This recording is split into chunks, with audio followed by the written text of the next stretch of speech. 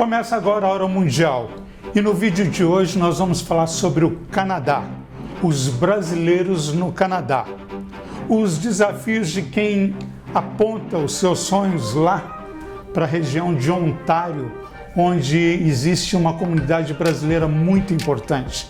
E no Canadá atualmente vivem 129 mil brasileiros. Você se habilita? Tem o desafio do frio, o subemprego, várias questões para quem deseja viver no Canadá. Vamos nessa?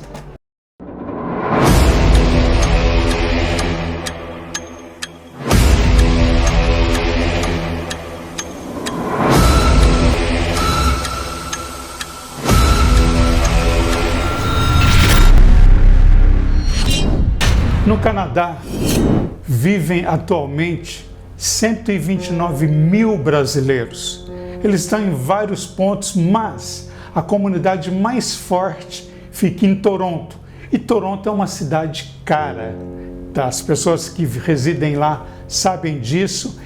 E normalmente o brasileiro que vai para o Canadá é o subemprego. O que é o subemprego? São empregos posições que não exigem diplomas, não precisa às vezes nem falar o idioma do país, no caso o inglês, mas que dá oportunidades do brasileiro que chega ter um caminho, ganhar dinheiro, ter uma postura interessante que ele possa assim dar sequência no sonho canadense. Mas o grande desafio no Canadá, já aviso, é a questão do frio.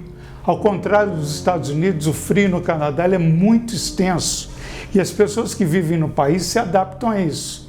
E viver no subemprego também significa o salário mínimo.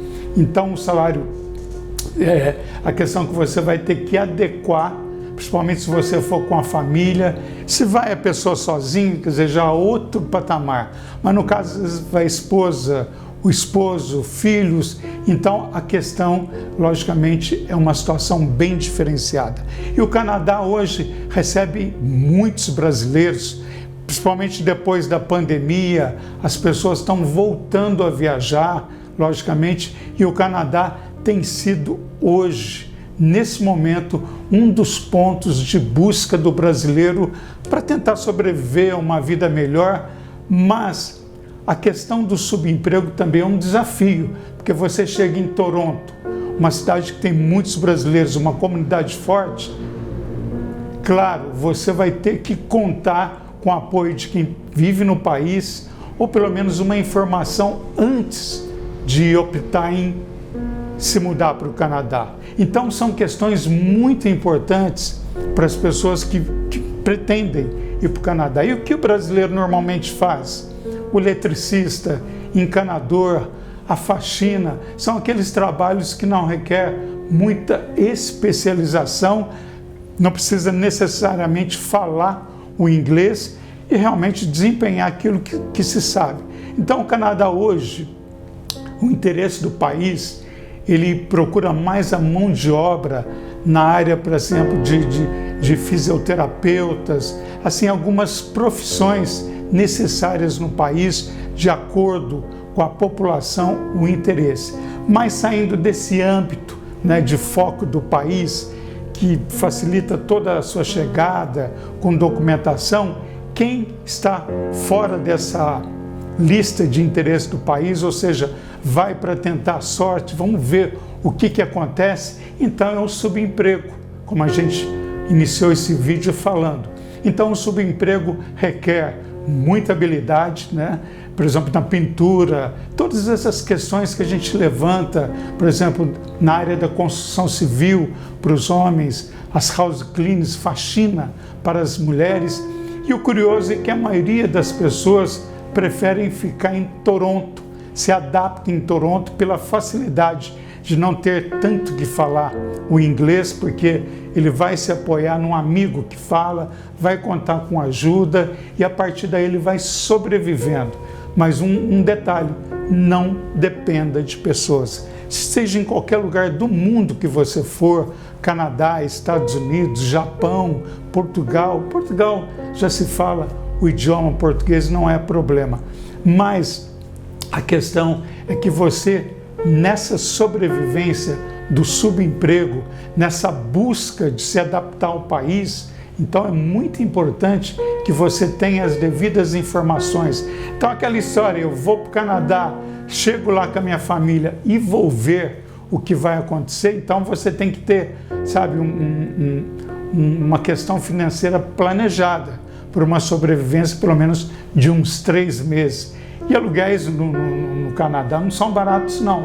Apartamentos chega de 1.200 a 1.500 dólares no caso. Então, quer dizer, a pessoa que vai para tentar ver um emprego, contar com a sorte, ou seja, buscar alternativa, ela tem que ter no mínimo uns 3 meses aí de aluguel garantido, alimentação para tentar chegar, ou seja, buscar o seu foco.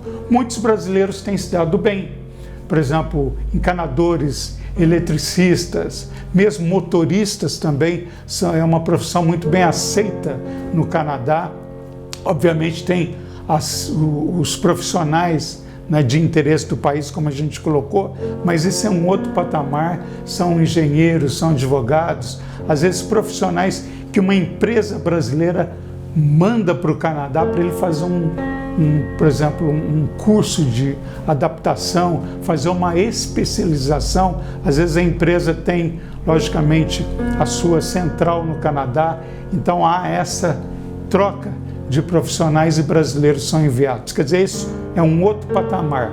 O que a gente foca é o subemprego no Canadá. E falando na questão do subemprego, essas questões, o frio, ter uma retaguarda de no mínimo 3 meses, verificar a questão do idioma, contar com apoio é muito importante antes de dar esse passo decisivo. Então, a questão vamos ver, tudo se acerta, os tempos mudaram e o pós-pandemia, depois da pandemia, então a situação do mundo é outra. Então há uma série de fatores que precisam, as pessoas que vão para o Canadá têm essa pretensão, porque o foco de brasileiros, como foi falado, é muito grande em busca do Canadá. Então, são detalhes importantes para que você saiba o que espera, né? Ter um planejamento no país, né? Saber exatamente que local que você vai ficar, ter um estudo da cidade, observar quais as profissões que têm mais aceitação do subemprego. Então, são detalhes importantes para você que pretende ir para o Canadá. Boa sorte! É um direito de escolha e realmente é uma torcida para que você se dê bem e realmente possa se adaptar no Canadá.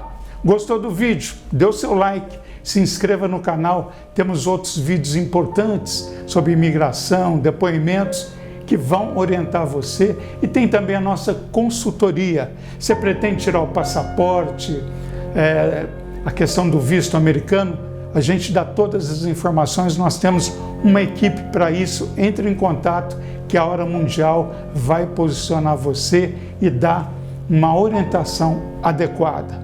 Contamos com você.